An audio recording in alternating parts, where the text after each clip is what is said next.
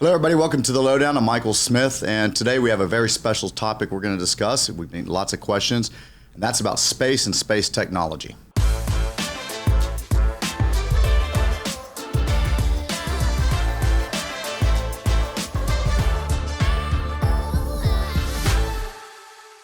Today, joining me is a special guest, Daniel Kleinmann with Balerion Space Ventures. Daniel, welcome to the show. Thank you so much for having me. Daniel, I want to start off with a quote with somebody I think you might know, Jim Cantrell.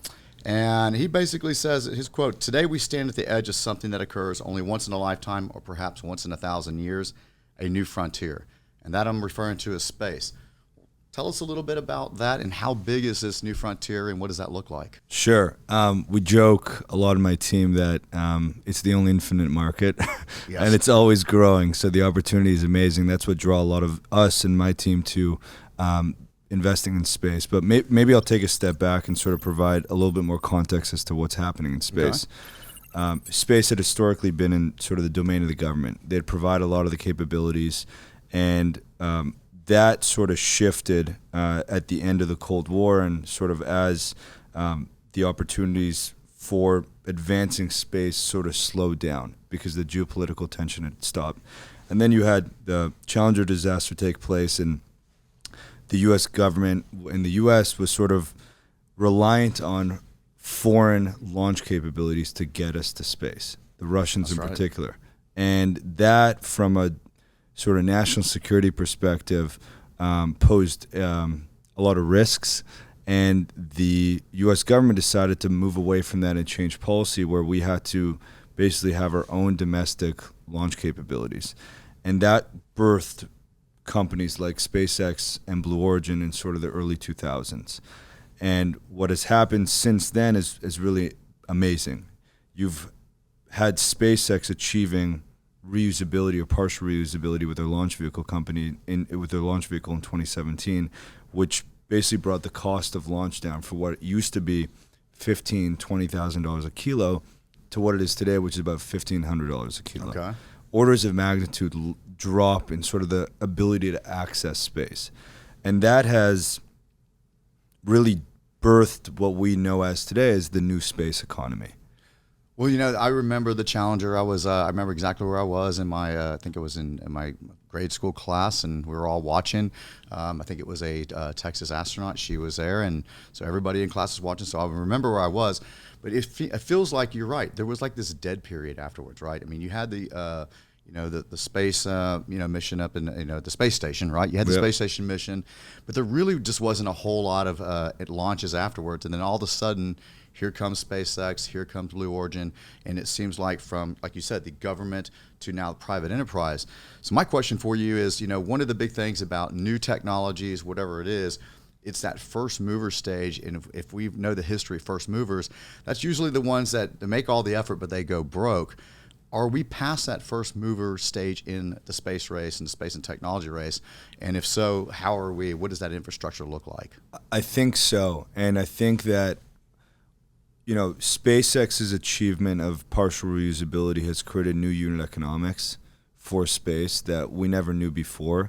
And these new unit economics are creating a path to feasibility and profitability for business units across the value chain of space that historically had been subsidized by the U.S. government. And you have sort of this dawn of a new era where businesses in space don't require as much capital and have a clear path to profitability and are unlocking sort of new value for both the end user and the businesses and the investors.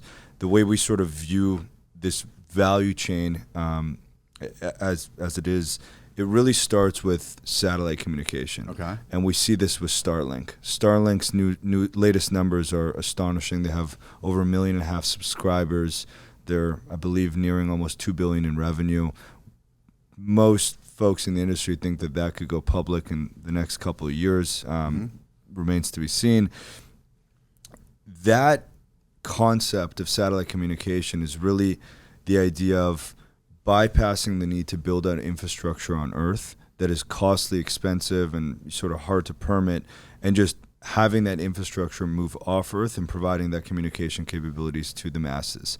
And we're starting to see it where places that historically would have built out cell towers are no longer needing to build out cell towers because they could just have terminals for Starlink or direct communication from satellites to their mobile handsets. It's lowering the cost of communications for everybody. So and lowering the cost of needing to build out that infrastructure.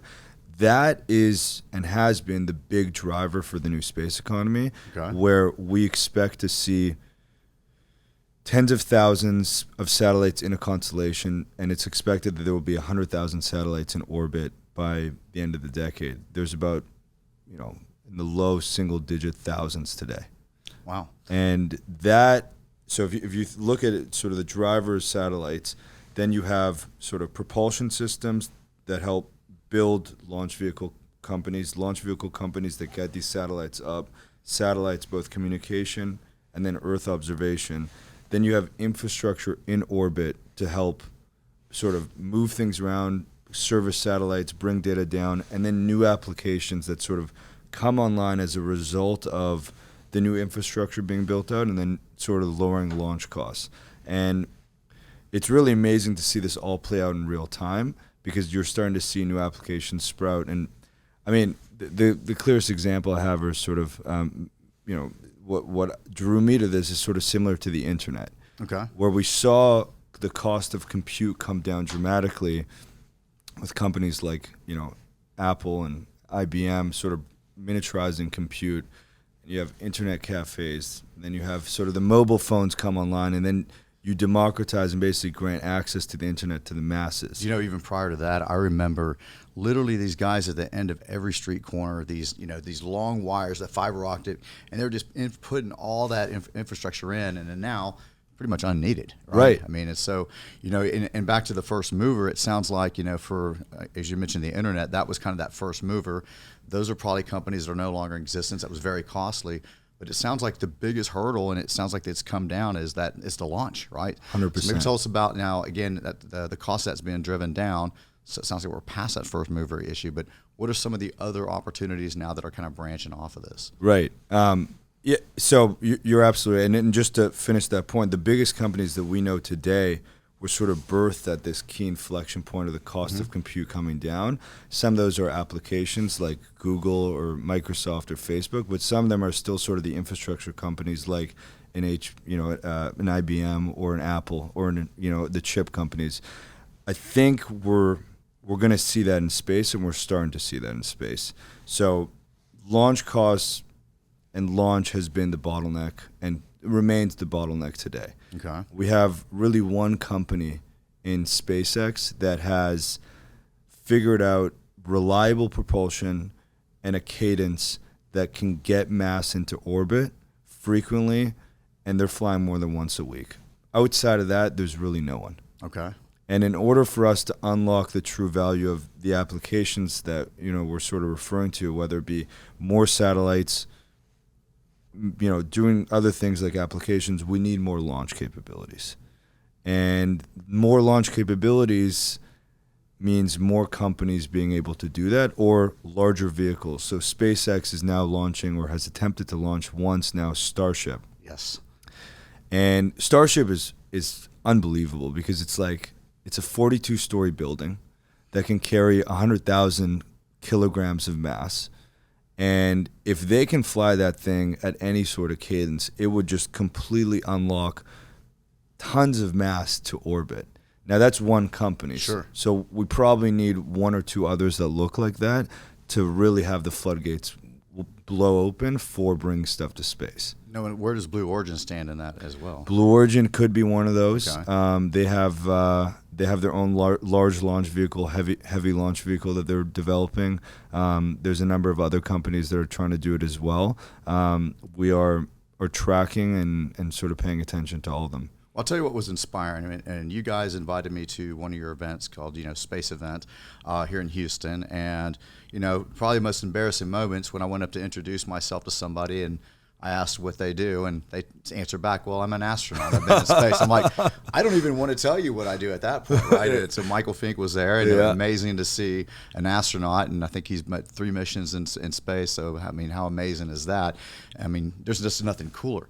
But I also met some amazing entrepreneurs there, particularly one lady, she was talking about her propulsion rocket, and it seemed like I talked to several others talking about propulsion, and look, she was very inspiring. I think at some point she said, hey, you know what, our goal is to get from Houston to Japan in an hour. Yep. But I'm sure more than just getting us into commercial flight, there's a lot more opportunities, but isn't propulsion another big opportunity out there? Yeah, so if you want to have the ability to get stuff into space and have launch vehicles succeed, the first step is reliable propulsion. And I should say this is rocket science. Yeah. A lot of time it isn't. This is rocket science. So making these engines fire at a high thrust and be able to carry a payload into space is very difficult. And there's only been a few companies historically that have been able to actually do it. I mean, the U.S. has done it in the past. Historically, the Russians and the Ukrainians have been very strong at it. But since sort of moving away from that in the 2000s and sort of relying on our own domestic capabilities, and then more recently with the war in Europe, it's basically made it impossible for anyone to procure Russian engines. But there's different flavors of engines, different types of rocket engines. There's liquid rocket engines, hybrids, solids. Typically for space launch, you're looking at liquids. There's now what we're seeing in sort of the evolution of propulsion and launch is companies actually focused on just making the engines and selling it to the rest of the market. There's a company called Ursa Major Technologies based out of Colorado that's doing that. There's sort of new domestic providers of just propulsion capabilities that are coming online to try and solve this bottleneck that is transportation and being able to unlock sort of the masses or the mass getting into orbit. So you got launch, you got propulsion, you got satellites, and then you mentioned applications. I was reading here not too long ago where insurance companies, think about one of the biggest things is natural disasters in the world, right? Yep. And being able to get ahead of that, modeling out what certain amount of rainfall, how much flooding may occur in one area so these insurance companies can kind of project their potential losses. But I mean, that's just a start of it. There's probably many other applications coming out there. Is that another big kind of the next frontier of where things are heading? Yeah, so I think it's a great point because as you bring more satellites up, not just communication, but Earth observation, and those are basically satellites that can capture data on our Earth, and the applications of the use cases are endless. But they haven't been realized because we don't have sort of that many commercial satellites in orbit. And then that data hasn't flown down to the masses to be able to generate all those use cases. There's a company actually local between here and Austin called Skyfi that is a marketplace for buying and selling Earth observation data. Okay. And that type of business unlocks a lot of sort of new use cases for the end user. You want to go fishing. You want to figure out. You want to basically track where there's pools or schools of fish. You can now buy that data to figure that out. You want to go hunting. You want to make fishermen very happy. Yeah, you want to go. There's a bunch, but so that's the application layer from the data captured from the satellites. Yeah. There's sort of other applications, sort of call them emerging applications, that can only happen when launch costs come down in space, and that's manufacturing stuff in space. Okay. That's bringing data centers into space. That's, basically leveraging a lot of the resources on the lunar economy, on the lunar surface. So getting back to the moon and doing things from there. I mean, we've heard China's on the dark side of the moon or the back side of the moon.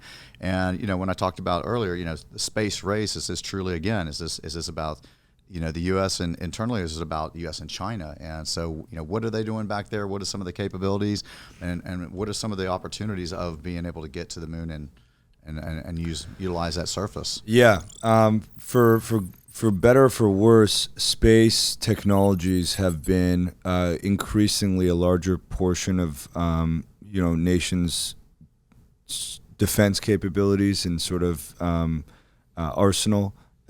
If you want to capture intel as to or provide communications for your soldiers behind enemy lines or remote areas, you're going to use satellites. If you want to gather intel on what's happening, you're going to use satellites. If you want to carry a payload, you're going to use, rocket engines. Now that has sort of grown into orbit itself, and there are, valuable resources on the moon. Okay. And those resources can be used for a lot of the inputs that we have for manufacturing sort of key things that we take for granted here on Earth.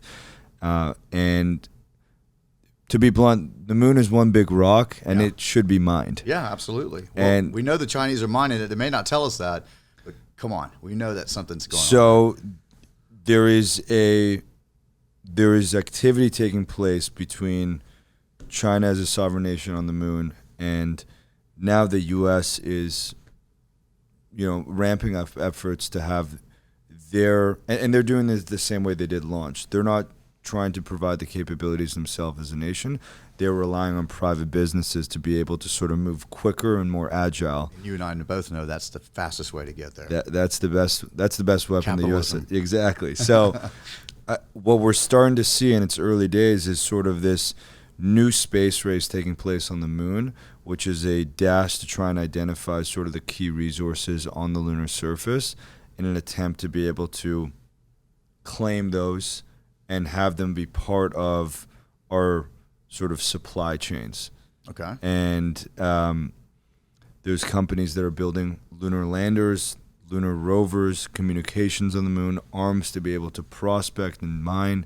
And then what's interesting about the moon, there's been talks, and I'm sure you've heard about asteroid mining. Yes. That's sort of an application that is very far out. Okay. It sounds like it would be.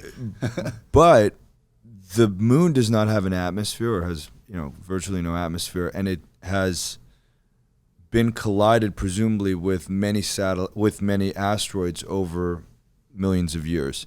So there's potential to actually do asteroid mining on the lunar surface by uncovering asteroids that have been wedged into the surface of the moon and going out and sort of mining them as opposed to going out to the asteroid belt.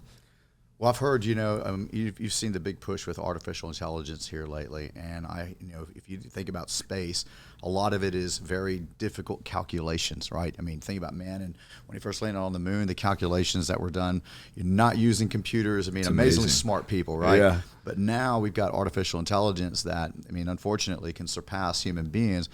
I hear that might actually help speed up, a lot of the opportunities and things that we're seeing in space. Are you hearing anything on the artificial intelligence? Absolutely. I think that we give most of the credit for the birth of the new space economy to launch costs coming down. It also has to do with sort of the miniaturization of hardware and then compute. Yes. And I think the three of those things work hand in hand, and two of which are more invisible because you don't see it landing. Yeah. But it's happening in the background, and without the miniaturization of compute and the advent of sort of machine learning and artificial intelligence, and at the cusp of AGI, we're going to be able to do a lot more with our hardware, and it's going to unlock probably a lot of things that we don't know. But I don't know enough about artificial intelligence to comment. Well, you know what? That's the key. Most people don't know enough about it yet. Yeah. It's here, but it's solving a lot of problems and helping a lot of solutions. So, Daniel, real quick, on you're with a firm called Balerion Space Ventures. You guys are obviously, I believe you have a fund, if not several funds, but you're investing in these, and you've mentioned about 5, 6, 7 opportunities here. How do you guys put your fund together? What's your focus, and maybe tell us a little bit about your group. Sure. We're a space and defense focused venture capital firm. Our approach has been that, we saw this play out where launch costs coming down and sort of the opportunity to be able to fund businesses that are going to do really amazing things, not just from a value creation, but also for humanity. And what we've done is we've mapped out that value chain and sort of look for areas that we think have the potential to build businesses that can generate meaningful revenues in the short term. And our approach has kind of been creating a diverse portfolio that covers most of the value chain, which gives us sort of exposure to the new space economy. My background, I used to come from the family office world, managed a single family office actually here in Texas. Okay. Phil from our team, Phil Scully, was an institutional investor at the Capital Group for many years. And then Dan Wallman on our team, he's the rocket scientist. So I was hoping you had a rocket scientist. we in the need group. one. Aerospace engineer, worked at Boeing in a group called Phantom Works and was at Blue Origin. So the three of us sort of come together and take this public equities background, private, venture capital background, and then very technical rocket engineering background, and sort of combine those to try and understand where there are the good opportunities in space. Well, it sounds exciting. I got one last question before we wrap up, but what is your thoughts this mission to Mars? I mean, Elon, we've heard him, he's dedicated and focused in getting there. Is it necessary? Do you think that's something that's going to happen in our lifetime? I mean, it'd be cool to see, but what are your thoughts on that? Yeah, I think it's great. I think there's sort of two schools of thought for how space helps humanity. There's Elon's, which is we're one catastrophe away from not surviving this Earth. Let's have a backup plan. And Mars seems like a not pleasant place to be, but somewhere that we may be able to survive one day. The other school of thought is actually where Jeff Bezos built Blue Origin's ethos around, which is comes from a guy named Gerard O'Neill who wrote a book called The High Frontier, which is this idea that Earth should be zoned light and residential, and space should be zoned heavy and industrial. So when launch costs come down to a point that it's the same cost to ship something from here to Africa or from China to here as it would be to space, it doesn't make sense to have our industries that have a high carbon footprint inside the atmosphere. We should just move them off Earth. And the reason being, space has incredible access to energy from solar. Yes. Zero gravity, which allows you to do things. You don't need cranes in space. And there's no atmosphere. So you're not polluting and having a negative externality on the atmosphere. So those are the two schools of thought driving a lot of what's happening in space from sort of a benefit for humanity standpoint. I think they're both right, and I think that we probably need them in unison. I think Bezos is probably more near term. Elon's longer term. If we all know what the sun's going to do, well, eventually Earth won't be here. I don't think it's a long time from now. But, hey, it's good that somebody has that vision. I don't know. Elon's running pretty fast. We might be on Mars soon. Yeah, very true.